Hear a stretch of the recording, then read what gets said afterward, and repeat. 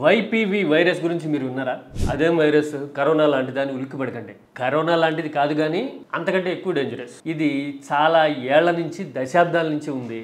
ఇది ఎలాంటి ఇంపాక్ట్ చూపిస్తుంది, మన మీద ఎలా పని చేస్తుంది అనేది ఇవాళ మరొకసారి బ్లేటెంట్ గా బయటపడింది. ఇంతకీ వైపీవీ అంటే ఏంటో తెలుసా?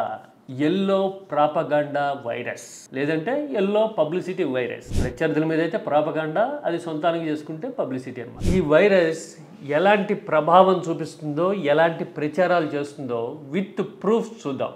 This is key talks.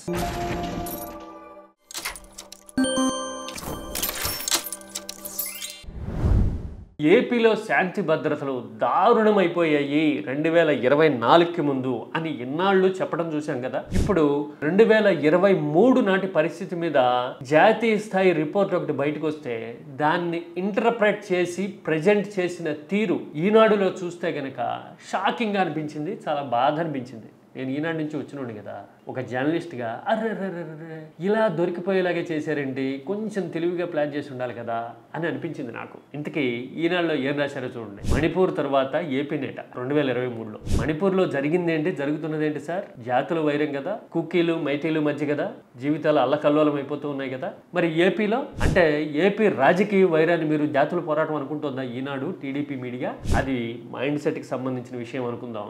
అసలు ఆ రిపోర్ట్లో ఏమున్నాయి? ఏపీ ఎక్కడుంది అంటే వివిధ విభాగాలు ఉన్నాయి. అకృత్యాలు, అత్యాచారాలు, మర్డర్లు, మానభంగాలు, వృద్ధుల మీద అఘాయిత్యాలు, ఇలాగా ఒక 10-12 కేటగిరీలు ఉంటే ఈనాడు చెప్తున్న లెక్కల ప్రకారం లిస్టు చూడండి, ఎక్కడ ఏపీ టాప్ 5లో కూడా లేదు. కొన్నిట్లో అయితే 17-18 ప్లేసుల్లో ఉంది. ఒక 30 రాష్ట్రాలు ఉన్నప్పుడు 17-18 ప్లేసుల్లో అంటే అరాచకం అయిపోయినట్టు కాదు. టాప్ 5లో కూడా లేదు ఎందులోనూ అంటే పరిస్థితులు బాగానే ఉన్నట్టు కదా. మరి హెడ్డింగ్ ఏంటి? మణిపూర్ తర్వాత అంతటి బీభత్సం ఏపీలోనే అని పెట్టారు. అవునా అని చూస్తే వాస్తవాలు ఇవి. ఆ ప్లేసులు ఆ నెంబర్లో మార్చలేరు కాబట్టి హెడ్డింగ్ వాళ్ళ చేతిలో పని కాబట్టి మార్చి ఇలాగ జగన్ హయాంలో బీభత్సం జరిగింది అని ప్రొజెక్ట్ చేయడానికి ట్రై చేశారు ఈ వార్తలో అని అర్థమవుతుంది చూస్తే. ఇది కేవలం ఒక ఎగ్జాంపుల్, శాంతి భద్రతల విషయంలో ఎలాగ ప్రొజెక్ట్ చేశారు అని చెప్పడానికి. 2023 నాటి పరిస్థితి కదా ఇది. మరి ఇప్పటికి వచ్చేసేయండి. మరి చిత్తూరులో ఒక ఘోరమైన గ్యాంగ్ రేప్ జరిగింది బాలిక మీద అనే వార్తలు సోషల్ మీడియాలో సర్క్యులేట్ అవుతూ ఉన్నాయి. వాస్తవంగా కూడా ఆ ప్రాంతంలో గగ్గోలు ఉన్నమాట వాస్తవం.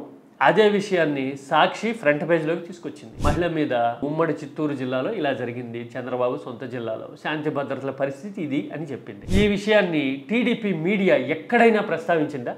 అంటే ఒక కాంట్రాస్ట్ లేని విషయాన్నేమో ఉన్నది అన్నట్టుగా కల్పించేందుకు అంకెల అబద్ధాలు చెప్పవని తెలుస్తూ ఉన్నా కానీ హెడ్డింగ్ అలా పెట్టి మణిపూర్ తర్వాత ఏపీనే అని అప్పటి పరిస్థితి గురించి రాస్తాము. ఇప్పుడేమో దారుణం జరిగి హృదయ విదారకమైన ఘటనలు జరుగుతూ ఉన్నా కూడా మనం కనీసం ప్రస్తావించం. ఇంత డబుల్ స్టాండర్డ్స్ ఉన్నాయి అని చెప్పేసానంటే చాలా బాధ అనిపించింది.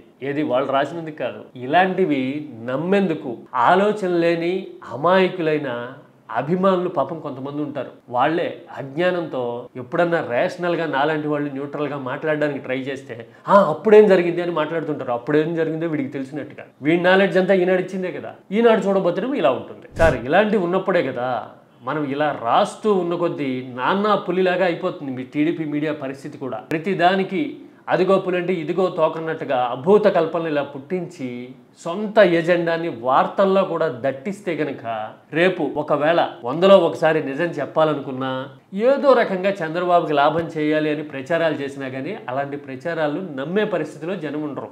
ఎందుకంటే వాళ్ళు ఎప్పుడు ఇలాగ అబద్ధాలు రాస్తూనే ఉంటారు అని చెప్పి. ఇలాంటివి చూసినప్పుడే ఆఫ్రికా అడవుల్లో ఎల్లో ఫీవర్ అని ఒకటి వస్తుందట, దోమలు కుడితే. దానికి మందు లేదు, అది పాయిజనస్ ఫీవర్. బహుశా ఇలాంటి క్యాంపెయిన్కి కూడా ఎలాంటి అడ్డుగట్ట లేదా అని అనిపిస్తుంది నాకు. అడ్డుగట్ట లేదా అంటే ఉంది, ఆలోచన ఉండాలి, రేషనల్ ఉండాలి, కొద్దో గొప్ప రాష్ట్రం మీద ప్రేమ ఉండాలి, అన్నిటికీ మించి సెల్ఫ్ జడ్జిమెంట్ ఉండాలి. అది ఉండాలంటే బుర్ర ఉండాలి. బుర్ర ఉంటే కనుక ఇలాంటి ప్రచారాలకు అడ్డుకట్టకూడదు. ఏమంటారు? This is key talks.